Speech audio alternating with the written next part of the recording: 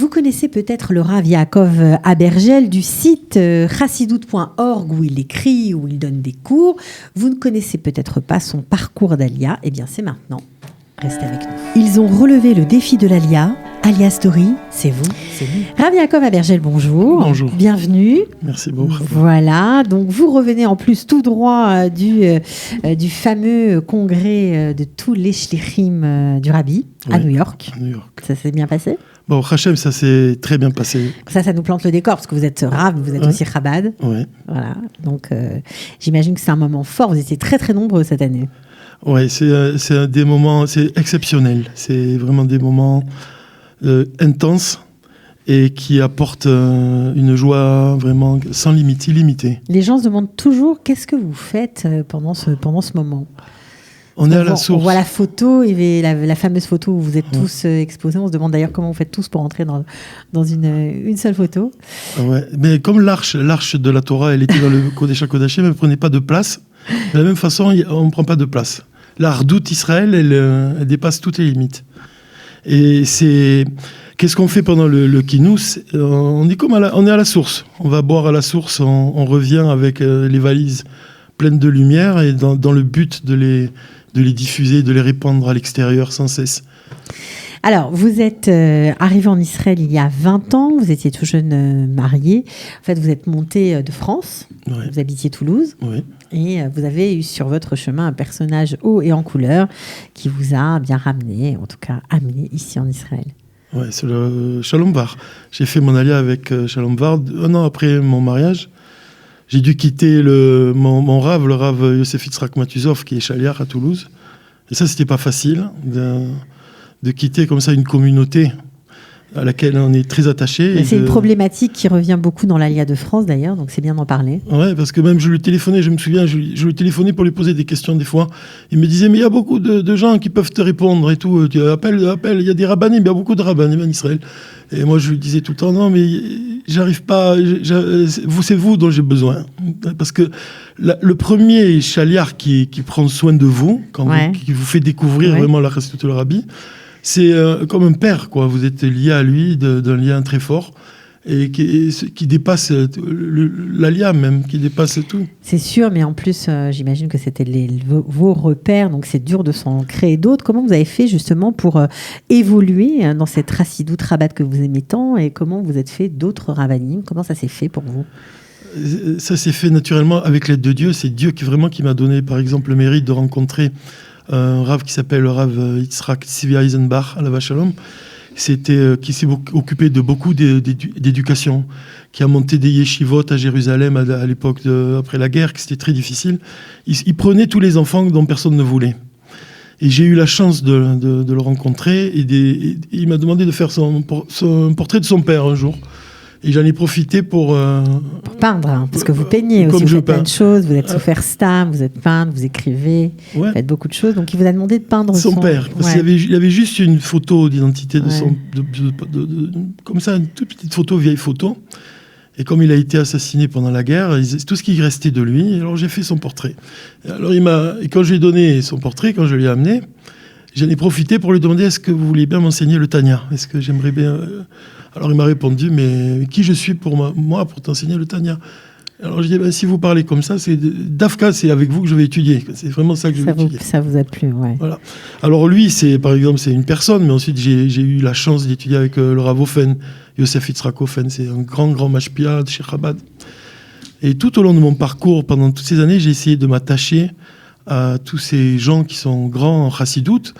Et c'est grâce à eux que j'ai fait mon alia, que j'ai vécu en Israël de manière profonde. Parce que le Rabbi nous dit une chose qui est essentielle. Il nous dit qu'on doit faire la terre d'Israël en Eretz Israël. C'est-à-dire que la Torah d'Israël en Eretz Israël ? Non, on doit faire la terre d'Israël en dehors d'Israël. Ça, c'est quelque chose que les gens ils peuvent comprendre. La terre d'Israël ? Oui, ça veut dire qu'on peut comprendre. Une fois, il y a un homme qui est allé voir le Tzemar Tzedek, qui lui a dit je veux partir en Israël, j'ai besoin d'une bracha. Il lui a dit non, tu fais ici Eretz Israël, là où tu te trouves, en Ukraine. Ça, on peut comprendre. De faire la terre d'Israël en Ukraine, on peut comprendre parce qu'on vit au milieu des goïms. Mais le Rabbi nous dit pas seulement en dehors d'Israël, même en Eretz Israël, il faut faire Israël. Ça veut dire qu'on doit porter quelque chose à la terre d'Israël qui lui manque pour provoquer ensuite la venue du Mashiach. C'est ça, c'est faire la terre d'Israël. C'est ça, faire découvrir aux gens la profondeur de la Torah. Parce que même on voit, les Israéliens, ils ont besoin de profondeur. Bien sûr, c'est clair, c'est tout à fait générationnel. Donc notre génération est en quête de profondeur. C'est ça qui en fait sa beauté, paraît-il. C'est ce qu'on dit. Voilà. Alors, vous faites plein de choses. Vous avez bien sûr trouvé votre chemin ici. Vous avez construit votre famille. Vous avez continué à peindre, quelque chose qui vous plaît beaucoup. Et vous donnez des cours dans le site assez connu. Je crois qu'il y a 200 000 connexions visiteurs globales donc par mois, pas mal, sur la chassidoute.org. Qu'est-ce que ça vous apporte, ces collaborations ? Qu'est-ce que ça vous a permis ? C'est très précieux. C'est parce que le directeur du site chassidoute.org, c'est Shimshon Ben Amou. Ouais. Et c'est un chassid du Rav Moulay Azimov à la Vache Shalom. Donc il a vécu 17 ans à ses côtés et il a reçu beaucoup d'enseignements de lui. C'est vraiment un chassid. Et comme le rabbi il dit, pour pouvoir humecter les autres, on doit être soi-même humide. Donc c'est le cas de cet homme-là, de Shimshon Ben Amou, et de son site. Il diffuse la chassidoute comme ça, tout dans le monde. Et grâce à Dieu, il m'a donné la chance il a publié mes cours, vidéos. Il m'a permis aussi d'écrire toutes les semaines sur la paracha de la semaine, selon les enseignements du rabbi. Donc vous avez vraiment trouvé votre endroit ici, la façon de vous exprimer au mieux ? Oui, c'est tout ce qui vient de toute façon, ça vient de Dieu. Mais j'ai le sentiment quand même qu'en Israël, il y a des choses qu'on peut réaliser qu'on ne peut pas réaliser ailleurs aussi. C'est-à-dire ? Parce que l'Israël donne l'inspiration à chaque juif. Je vois, par exemple, je vous parle de Shimshon Ben Amou.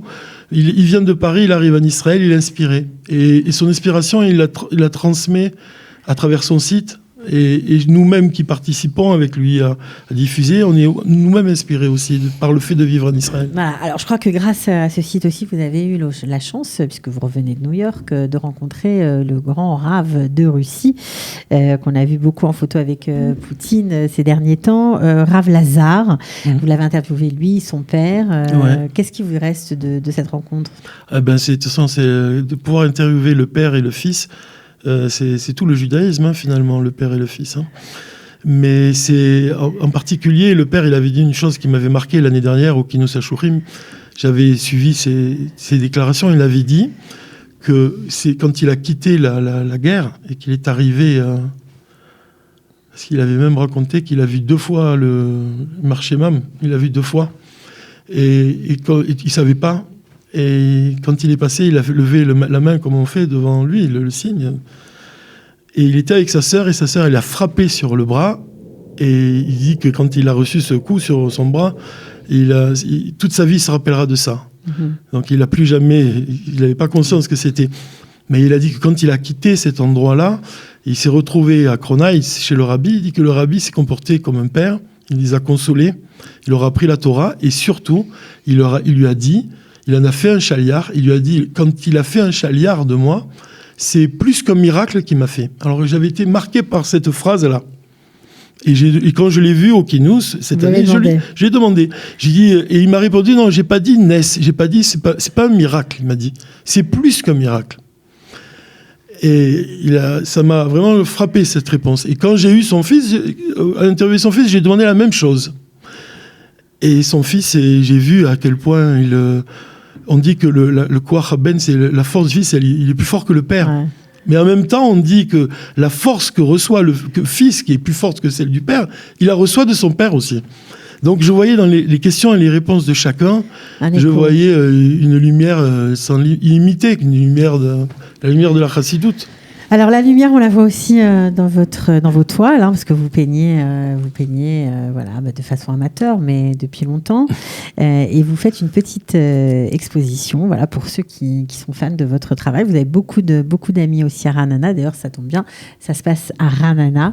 Ce sera jusqu'au 15 décembre à la galerie à la gamme. Voilà, c'est sympa d'exposer en plus de toutes vos activités. Ouais, parce que donc ça rassemble à peu près 90 tableaux que j'ai peints. Ouais. Et parmi eux, il y a des grandes toiles de 2 mètres vraiment de 2 mètres, des grandes toiles que j'ai peintes. Et pour moi, c'est l'occasion d'avoir un peu de recul par rapport à mon travail, de voir un peu mon travail de loin, un ensemble d'œuvres que j'ai faites pendant 20 ans, et d'avoir un certain recul, mais c'est surtout aussi pour avoir les réactions des gens. Ce qui m'intéresse aussi, c'est de partager ce que je fais. Voilà, alors il y a beaucoup de toiles du Rabbi, beaucoup de portraits, beaucoup de choses, le Kotel, des choses comme ça. Il y a d'autres choses aussi. Là, il y a un très joli portrait juste derrière moi de Vittorio Gassman, incroyable. Ouais, le Vittorio Gassman, je l'ai rencontré à Paris au théâtre Mogador. Je suis allé le voir dans sa loge, je devais avoir une vingtaine d'années, et je lui ai serré la main parce que c'est un acteur que j'aime beaucoup. Puis c'est un acteur qui est juif, sa mère est juive. J'ai fait le portrait aussi d'Adrian Brody, et que j'ai rencontré aussi une fois au Portugal. Et j'ai fait quelques portraits de lui. Donc on va les voir, on va voir toutes ces toiles à Ranana. Et aussi ce qu'on fait pour l'occasion, mon beau-frère, c'est Shmuel Marquez, il a comme ça financé un livre, il a édité un livre qui va regrouper tout mon travail. Toiles. Tout le travail que j'ai fait depuis des années. Quoi. Alors, si ça vous dit, vous avez jusqu'au 15 décembre pour aller voir le travail du Rav Yaakov Abergel. En tout cas, nous, on était contents de vous avoir, de parler un peu de la chassidoute, de mettre un petit peu à l'honneur les Chabad. Merci beaucoup. Merci à vous. Et à très bientôt. Merci beaucoup. De rien, ciao. Ils ont relevé le défi de l'Alia.